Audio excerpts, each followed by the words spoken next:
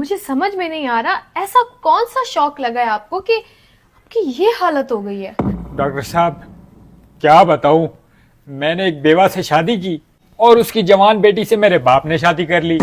अच्छा, इस तरह से मेरा बाप मेरा दामाद बन गया, मेरी बेटी मेरी माँ बन गई। क्या? उनके घर बेटी हुई, वो मेरी बहन हुई। पर मैं उनकी नानी का शोहर था, इसलिए वो मेरी नवासी हुई।